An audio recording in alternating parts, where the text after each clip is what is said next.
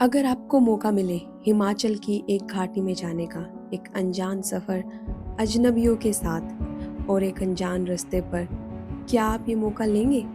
आपका दिमाग नहीं कहेगा कि सेफ्टी सिक्योरिटी का क्या, आप तो एक लड़की हैं। तो आइए देखते हैं इस व्लॉग में। अपनी पूरी ज़िंदगी में मैंने कभी भी नया साल बाहर नहीं मनाया। 29 दिसंबर को मैं बैठ के सोच रही थी क्या मुझे इस इंस्टाग्राम अकाउंट के साथ चले जाना चाहिए, and then I did the payment. उसके बाद हम चल दिए अपने सफ़र पर। हमें पहाड़ दिखने स्टार्ट हो चुके थे। हम पहुंचे थे तीर्थन वैली और ये था हमारा होम स्टे। इस रिस्की रास्ते से स्लिप होते होते बचते हुए हम पहुंचे अपने कॉटेज में और ये था हमारा व्यू।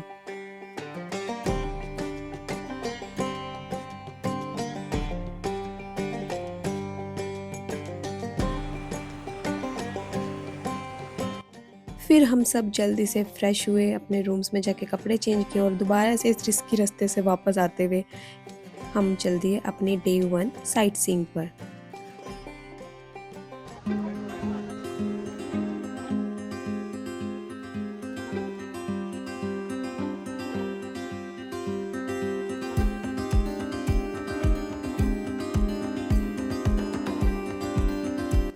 तो जहाँ पे हम सबसे पहले गए थे वो था नेचर्स पार्क। यहाँ पूरी तरफ स्नो थी क्योंकि 2 दिन पहले यहाँ पे स्नोफॉल हुई थी। हमने स्नोफॉल नहीं देखी लेकिन ऑलरेडी काफ़ी स्नो वहाँ पे पड़ी हुई थी और हमने यहाँ पे खूब मज़े किए, रील्स बनाई और एक दूसरे के साथ मस्ती करी। कोई नहीं कहेगा कि हम सब अजनबी थे।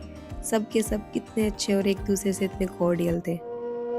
फिर हम चल दिए अपनी दूसरी डेस्टिनेशन, इस खतरनाक पहाड़ी पे चढ़ते हुए एक हिडन वाटरफॉल को देखने के लिए।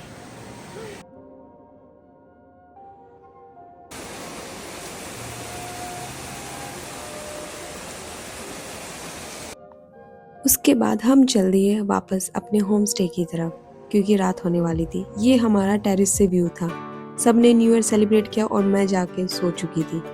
तो हैप्पी न्यू ईयर। मैं सोने तो चली गई थी पर ठंड की वजह से नींद नहीं है, मेरी आंखें देखो। फिर हमने ली स्नो ड्रेसेस क्योंकि आज हमें जाना था ट्रैक पर और पता नहीं मैं उदास क्यों हूँ यहाँ पे। उसके बाद हम चल दिए अपनी ट्रैक पर अपनी ट्रॉली में। यहाँ से हमें थोड़ी सी दूरी ऊपर ट्रैक करना था। जय माता दी। मर गए। हमको तो पता भी नहीं है कि भाई क्या कैसे करें।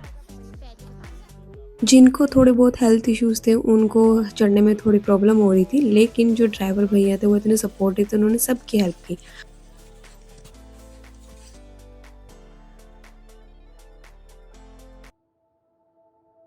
मुझे तो बहुत मज़ा आ रहा था। मैं सबसे ऊपर अलग निकल के आ गई थी क्योंकि सबको प्रॉब्लम हो रही थी तो मुझे नहीं हो रही थी। मैं अकेले ही चढ़ते चले जा रही थी जितना मुझसे हो पा रहा था।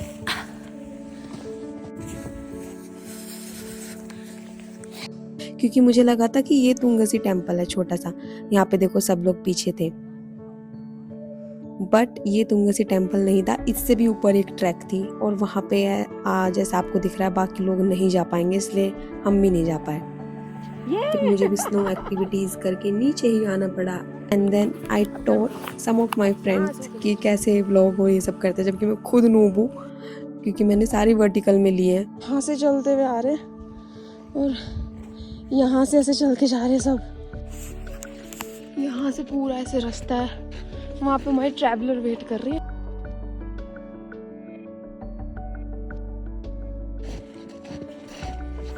नाक से पानी आ रहा है।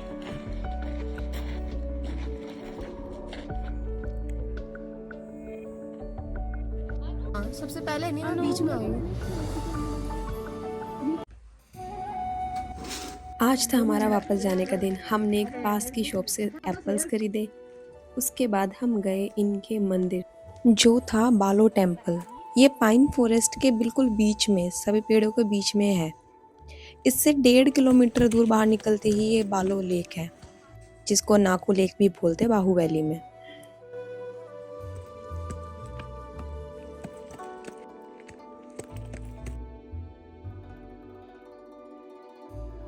उसके बाद हम गए जीबी वाटरफॉल जो कि यहाँ का सबसे फेमस है। ये आपको जो पुल दिखाई दे रहा है ये लकड़ी का बना हुआ है और यहाँ पे एक नदी को पार करने के लिए बनाया गया है।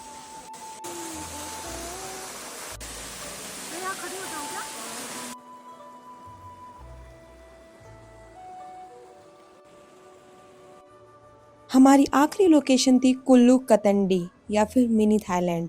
यहाँ पे दो चट्टानें आपस में जुड़ी हुई हैं और नीचे का पानी बहुत साफ और स्वच्छ है।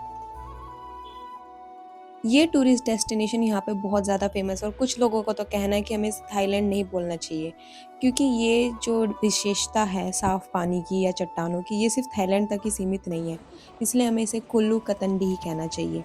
इसके बाद हमारी ट्रिप हुई एंड और हम चलने लगे वापस दिल्ली को।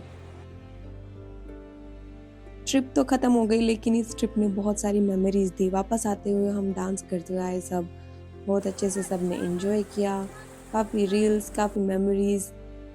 इस ट्रिप ने ये बताया कि जितना डर आपको रोक के रखता है, एक्चुअल में आपको उतना उस पर यकीन नहीं करना चाहिए।